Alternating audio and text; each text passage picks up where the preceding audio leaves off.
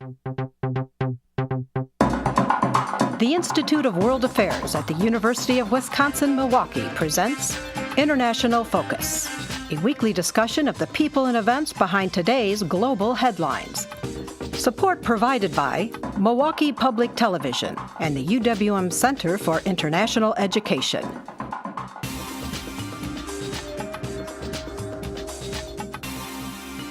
Now here's your host, Doug Savage.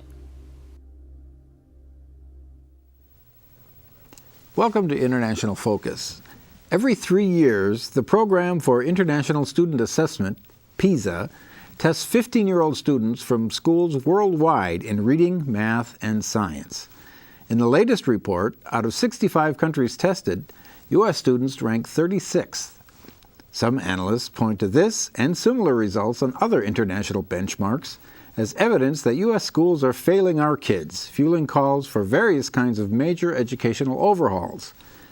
Our guest today has looked carefully at international testing data of this sort and is here to help us understand what these scores do and do not tell us about the American educational system.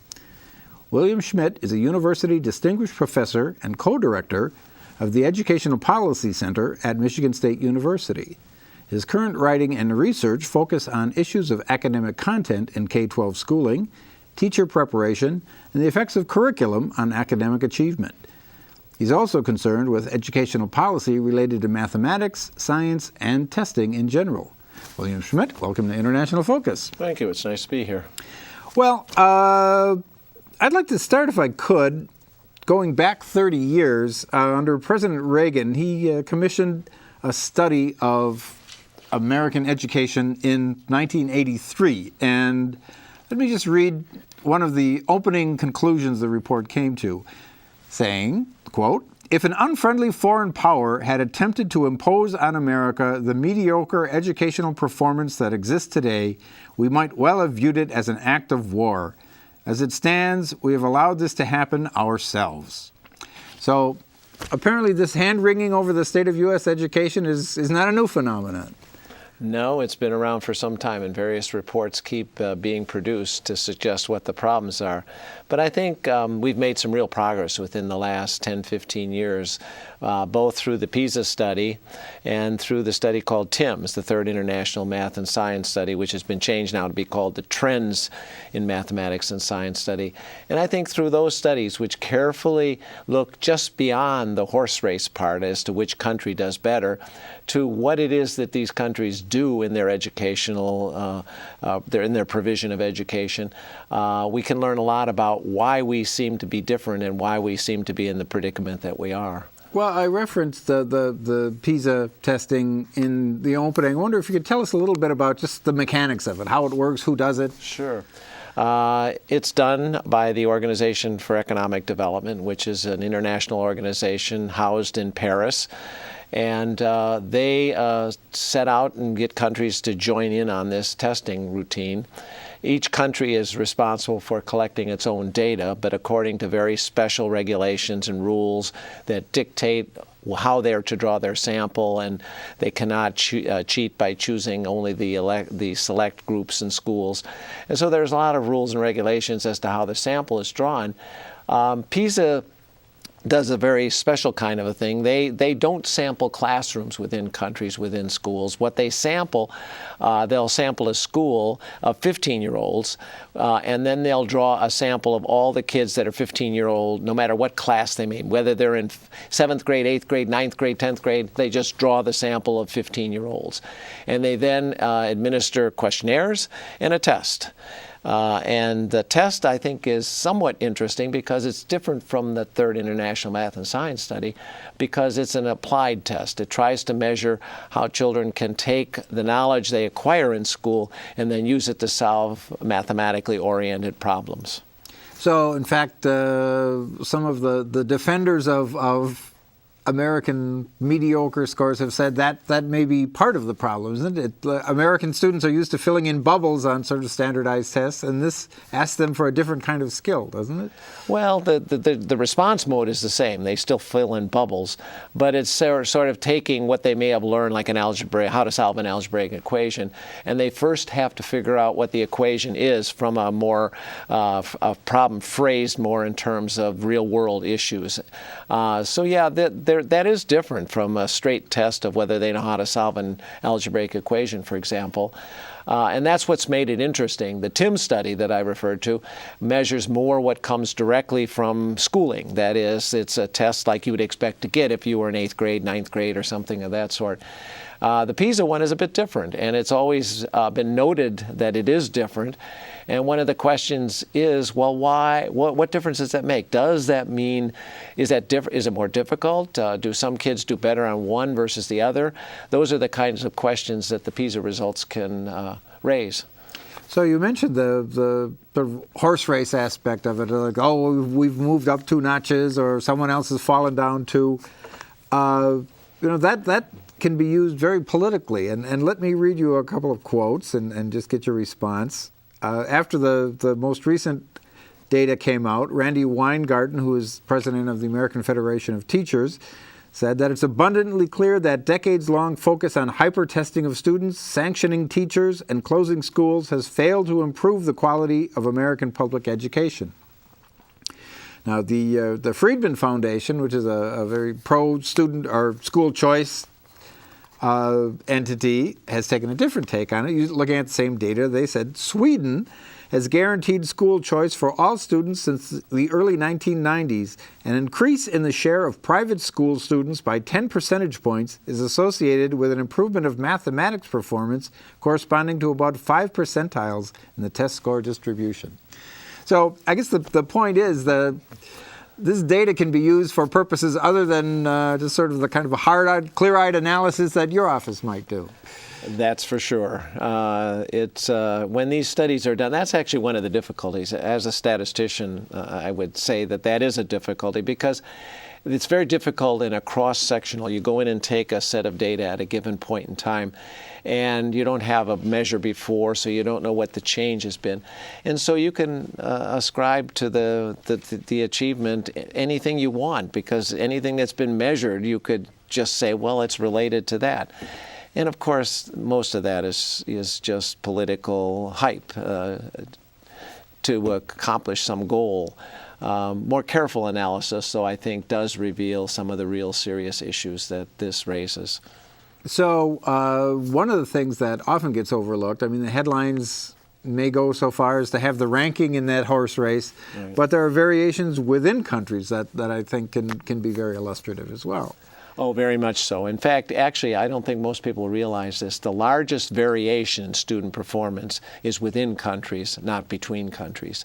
So that in any one of these countries, there's enormous differences. There are differences having to do with wealth and social class.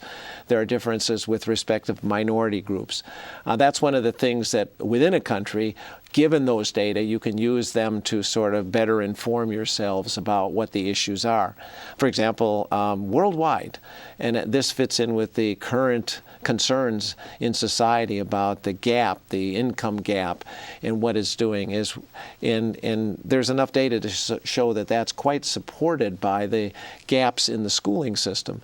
And when you look across all of these 65 countries that participated, you can look at the advantaged schools and the disadvantaged schools defined by social class. And what you find are very large differences, as much as a standard deviation or more difference in performance between the advantaged kids and the disadvantaged kids. So how is the sort of horse race number for the country ranking determined then within a country? So if you happen to have more disadvantaged kids in your population, it's likely then that your aggregate number is going to be lower. That's correct, because it's just straightforwardly the statistical average.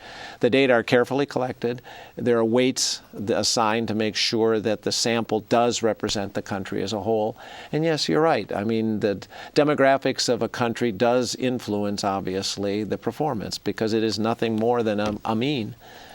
Well, I actually saw an interesting statistic within the report that speaks to this. if you would separate out the U.S. students who took the test that are from schools that have less than 10% federal free and reduced lunch benchmark. They would actually be number 2 in reading and science and number 6 in math. So if you cherry pick just those students. So, well, you realize that's not a fair comparison, of course. If the U.S. can cherry pick its 2% or whatever percent you wish to define, then other countries should be able to cherry pick. And in fact, we know from these studies, and if you do that, our elite, our top performing kids don't perform comparable to the top performing kids in many of these other countries. So the cherry picking only helps us if we cherry pick and then try to compare ourselves to the whole rest of a whole country, as opposed to their elite being cherry picked as well. So that, of course, then begs the question that what is the variable then? And we've got a couple of minutes before our break, but I remember a few years ago, if you were in education in Finland, you were top of the pops, and you probably could get consulting opportunities anywhere you wanted to, because Finland happened to perform very well on that year's report. Is there anything really that is universal that we can apply from, if we take the top performing countries in any given test and say, we'll just do that and we'll be fine? Well, first of all, I find, and I've been doing this for quite a few years now, I find this cherry picking of a country, who's ever first, is sort of idolized. It was Japan several years ago, then it became Singapore, and now more recently Finland, and now once again it returns. Well, if you go to some sub-region, Shanghai in China is now the top performer.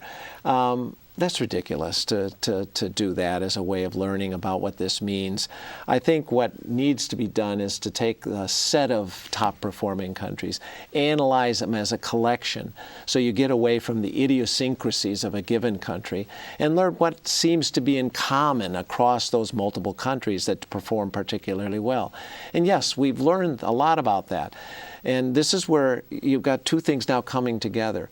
The TIMSS study clearly established the link between what we teach and what children learn, that opportunities provided and the amount of time you spend in covering certain more advanced mathematics is clearly related to the student's performance. Pisa, for the first time, has incorporated measures of opportunity, the amount of formal mathematics and the amount of applied mathematics students are exposed to. And we found exactly the same thing, that this is related to student performance. So we have the confluence of those two things, the two big international studies saying, yeah, what really seems to matter is what we teach those children, what content we expect them to learn, what content is covered in their classrooms. That's what seems to make a big difference. And that seems to be true across those two studies and across those countries that are top performers. Well, and that suggests a topic that's certainly getting a fair amount of discussion these days in educational circles, and that's the Common Core. So we'll talk a little bit about that when we come back from a break. First, we'll go away for a little bit and come right back.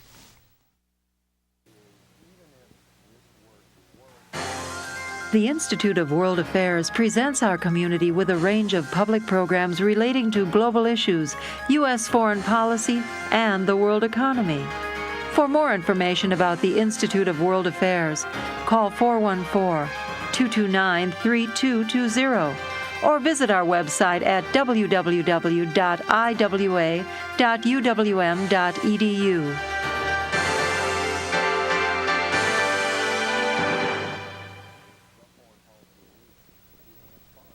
Welcome back. We're talking about the international enterprise of educating our children with William Schmidt.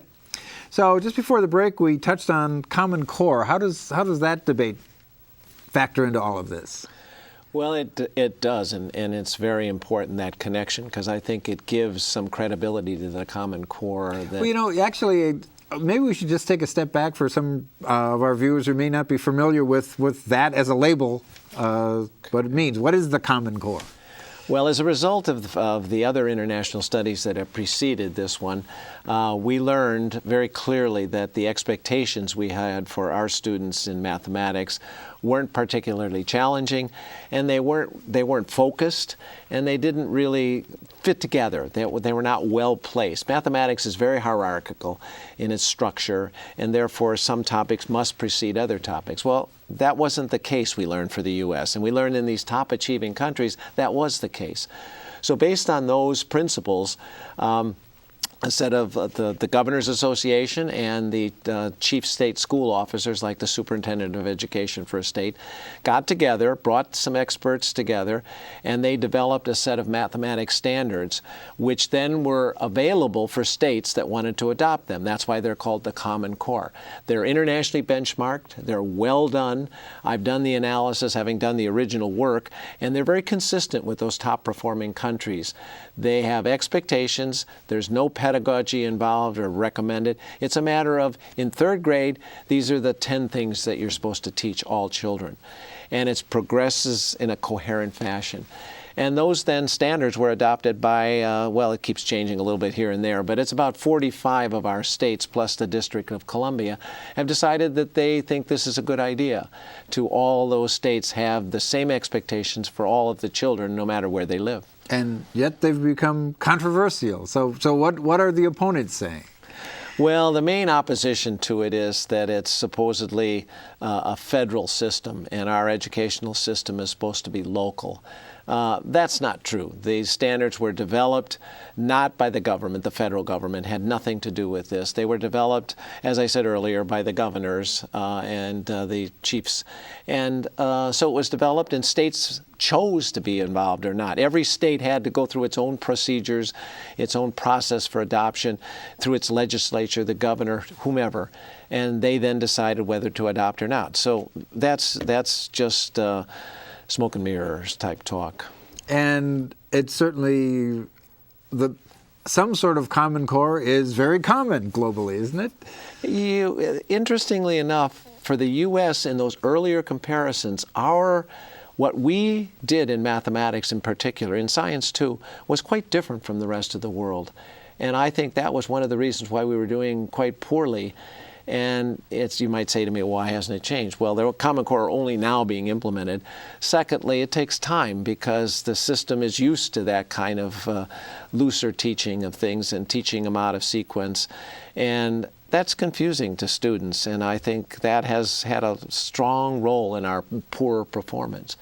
So, but in most other countries, there is some sort of version of a Common Core for that country, is there not? Absolutely. Almost all of the world has, in fact, in most of those countries, national standards. There is a national ministry that essentially puts out the national standards, which everybody is then obligated to teach. And so, yeah, we were unique in not having anything like this. Now we have at least a version of it, not a national in the federal sense, but national in the sense that 45 plus states have decided to do this collectively. So what about one of the other critical elements in this equation, and that's the teachers themselves? Does the study speak at all to sort of the preparation of teachers and where teachers fit in the society? Not in Pisa, somewhat in TIMSS, but neither one really go after the background appropriately of the teachers. That's another study. And in fact, we at Michigan State had done another study of 18 countries looking at teacher preparation. And the short version, because I know that's not the conversation here, is that it's much the same as it was for kids. The way that we prepare our teachers in this country to teach mathematics, either at the elementary or the middle school level or the high school level, is different. And what's different? They have to take more coursework related to the content that they're going to teach. That seems to be one of the big differences. So it's the same teachers issue elsewhere do. The teachers elsewhere do than the teachers here in the United States. And that's pretty much the issue with the kids. So it's a very parallel issue that we just don't expect as much of in preparing our teachers, that they know that subject matter more deeply. And what about the curriculum itself? I mean, the Common Core, we'll get to some of that, but is there a sense that we track students in this country earlier than perhaps in other places, so that, well, okay, Up through the first 8 grades of schooling, pretty much around the world, there is no tracking. But I best be clear what I mean by tracking, because some people call grouping kids by ability and then teaching much the same thing tracking. That's not the way I use that word. Tracking means to me a set of kids at a given age are determined a priori in some way that some should get this content and some should get that content.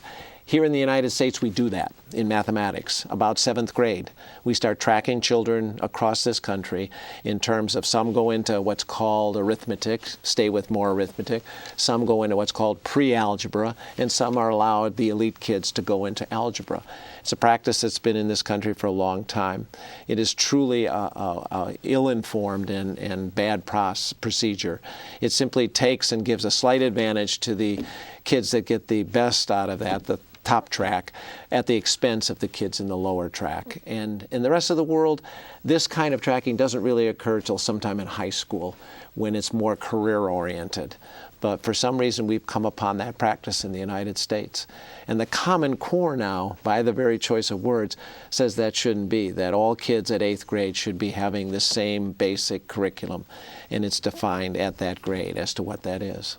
So then if every kid should have the same opportunity to learn at the same level of the curriculum, that puts more of a challenge before the teacher, right? I mean, if at one point you could say, well, you're not quite ready for algebra, we're going to give you arithmetic, but now you're saying, well, no, the expectation is everybody should be ready for algebra. I mean, is our system prepared to do that?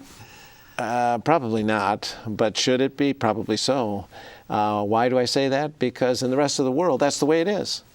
Yeah, the teachers complain about the diversity of the kids in the class. And one of the TIM studies, we did that, and we found that, yeah, the number one issue for teachers is, the kids are different. That's true across the world. The difference is that's perceived to be their job in these other countries, and they just go with it. In this country, we whine about it, and then somebody's invented this tracking system where different content exposure for different kids is sort of the norm. But that then predestines certain kids in a certain way. And that, I think, is what I find to be the objectionable sort of part of this. What about compensation for teachers in other parts? I mean, if you're strictly mercenary and looking for a remunerative kind of profession, is it better elsewhere than here? It's a really good question that there's really not really good data to answer. I can tell you what I think from what data I have seen on that teacher preparation study I cited. It wasn't so much that they made so much more in another country, but what it was a combination of two things. There was much higher respect and regard for the teacher.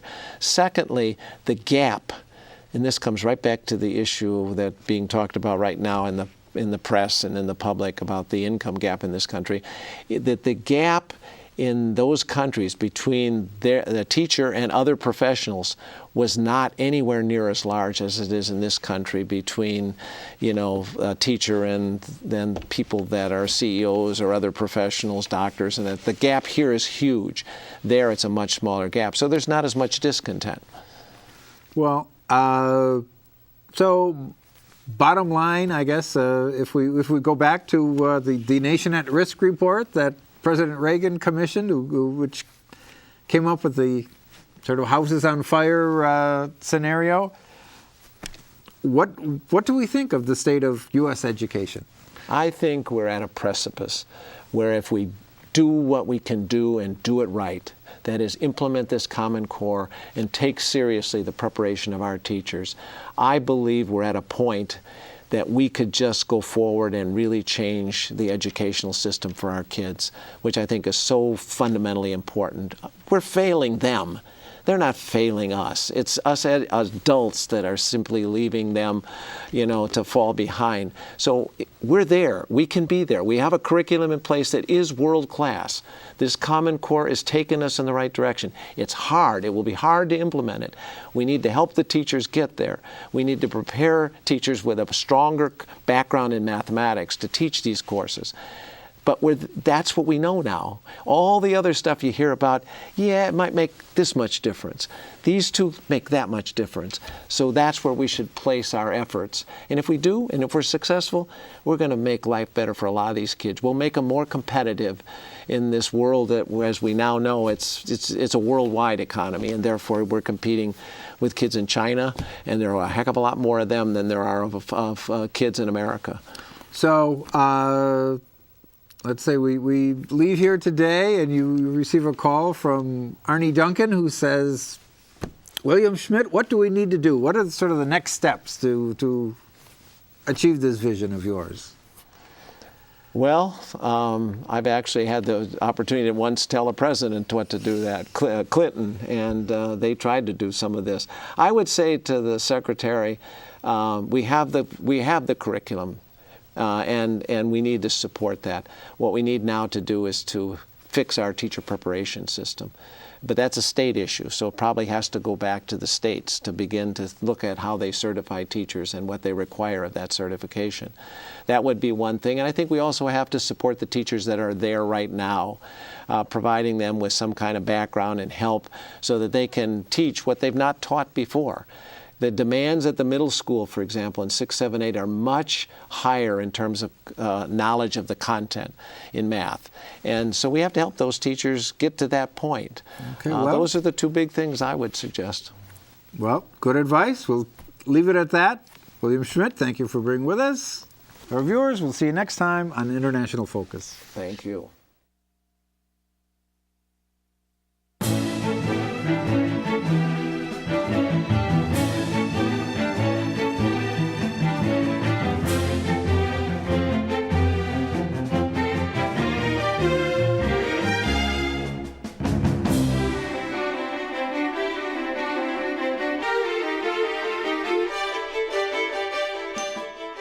For information about the Institute of World Affairs and its many programs, or to become a member of the Institute, call 414-229-3220 or visit us at our website,